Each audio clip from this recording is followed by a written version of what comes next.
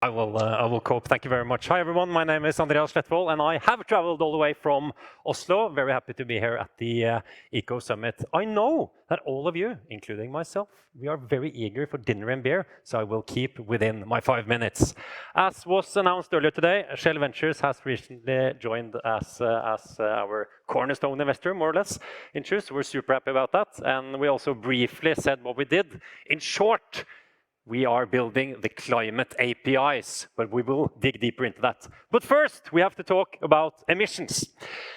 In reality, all emissions, in my view, are really made up of our consumption and habits. Me choosing to buy this weird sweater, you buying that dress, you powering or warming a house. It's all habits, it's all consumption that ultimately leads to consumption, sorry, to emissions.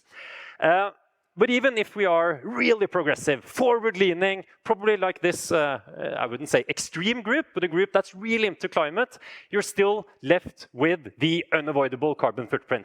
There are sectors in life, living in a country like Germany, like Norway, where there are sectors that are just incredibly hard to abate.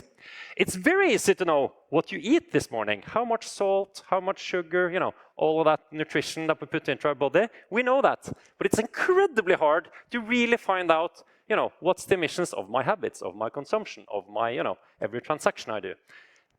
And kind of understanding that is needed in order to understand your unavoidable carbon footprint and understanding how to reduce. So let's use a random example, me.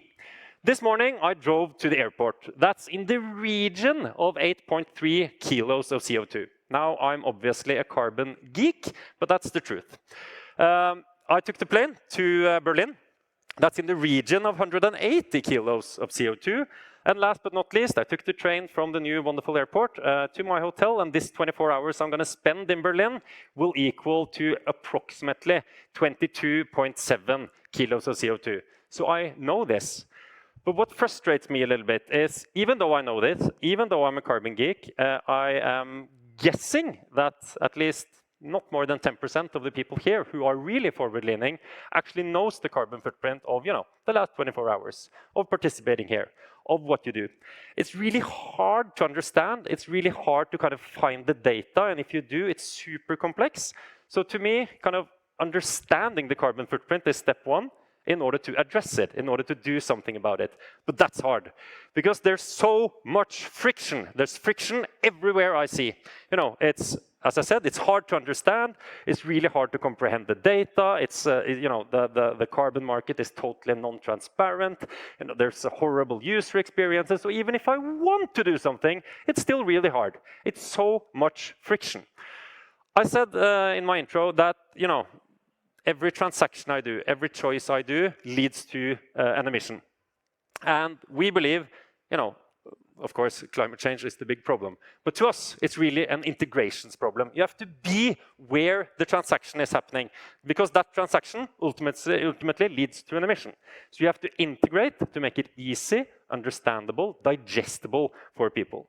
And that's what we do at Chooose. We don't only develop climate APIs, but in effect, it's a climate toolkit for enterprises that takes you from A to C, varying from deep enterprise integrations. We are extremely end user, whether it's a business or individual, but end user centric. But in order to be that, we also have to kind of bring the enterprise along this journey to provide deep insights, to provide the footprinting, to optimize a carbon program over time. You have to kind of deliver the full package in order to educate. And when you educate, you understand. And if you understand, you might just take action. So back to my examples. My driving to the airport was that 8.7 kilos of CO2. Well, I have addressed that carbon footprint via our enterprise integration with Santander at the point of finance. So when I financed my car with Santander, it was also inbuilt addressing the carbon footprint via high-quality carbon offsetting. My flight to Berlin, that was also addressed via our enterprise integrations with Skyscanner and Norwegian. And the cost was in the region of 1.8 euro, which is nothing.